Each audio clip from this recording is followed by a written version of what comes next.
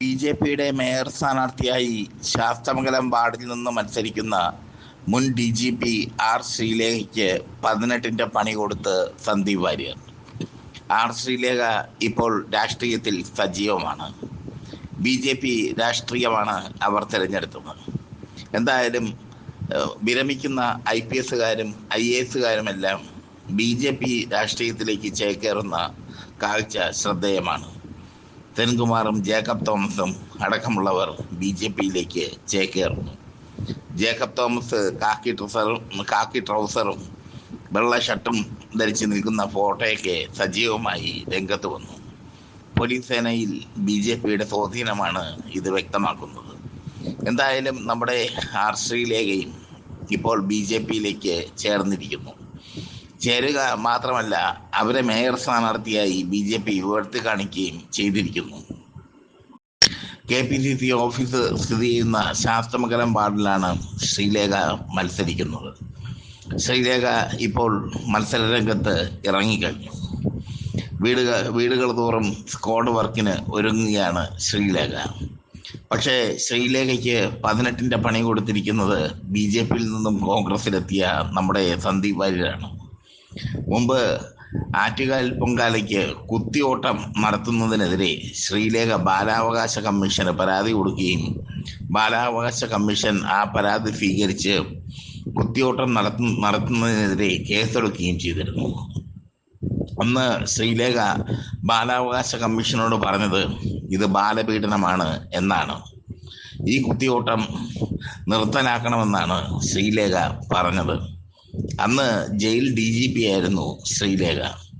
ശ്രീലേഖ കൊടുത്ത പരാതി വലിയ വിവാദം തന്നെ ഉണ്ടാക്കി. മാത്രമല്ല, കുത്തിയോട്ടം നിർത്തുന്നതുവരെ താൻ ആറ്റുകാലിൽ പൊങ്കാലയിടാൻ പോവുകയില്ലെന്നും ശ്രീലേഖ തീരുമാനിച്ചു.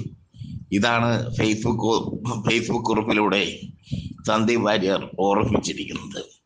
ചുരുക്കത്തിൽ ശ്രീലേഖയെ ചുരുട്ടിക്കൂട്ടിയിരിക്കുന്നു സന്ദീപ് വാര്യർ. ബി.ജെ.പിക്കാർക്കിടയിൽ ഇതിപ്പോൾ ചർച്ചാ വിഷയം ആയിരിക്കുന്നു. സന്ദീപ് വാര്യർ എന്ത് പറഞ്ഞാലും അതിന് ആധികാരികത ഉണ്ടാകും.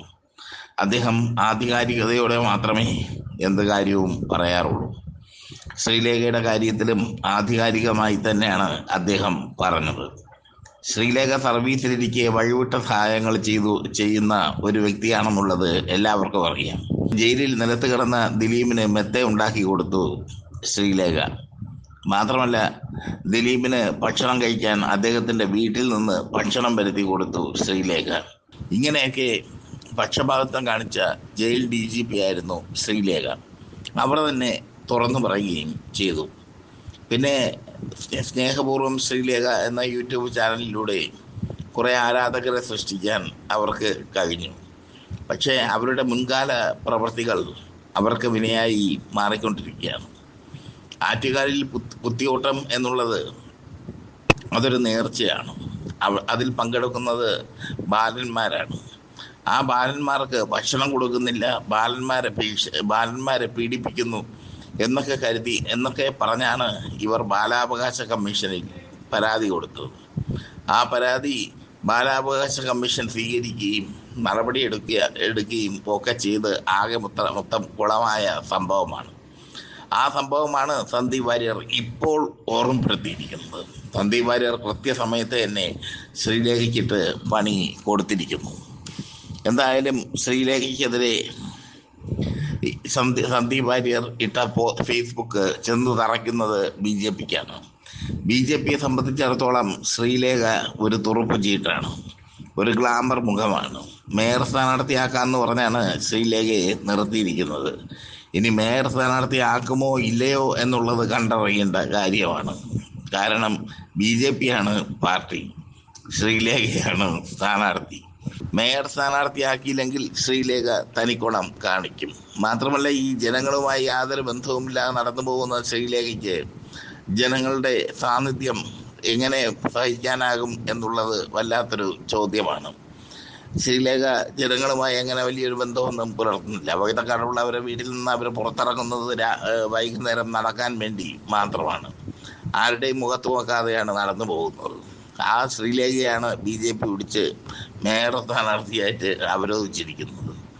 എന്തായാലും ശ്രീലേഖയുടെ അടപ്പിളക്കിയിരിക്കുകയാണ് സന്ദീപ് വാര്യർ. സന്ദീപ് വാര്യരുടെ ഫേസ്ബുക്ക് പോസ്റ്റ് ഇപ്പോൾ ചർച്ചയായി മാറുകയാണ്. BJP-കാർ വൻ അബദ്ധമാണ് കാണിച്ചതെന്ന് സന്ദീപ് വാര്യർ പറയുന്നു. BJP-കാർ പലതും മറച്ചു വയ്ക്കാൻ ശ്രമിക്കുന്നവരാണെന്നും പറയുന്നു. ശ്രീലേഖയുടെ പിൽക്കാലത്തെ ചരിത്രം തോണ്ടിയെടുത്ത് ഇട്ടിരിക്കുന്നു സന്ദീപ് വാര്യർ. സന്ദീപ് വാര്യരുടെ ഫേസ്ബുക്ക് പോസ്റ്റ് ചർച്ചയാവുന്നതും അതുകൊണ്ട് തന്നെ.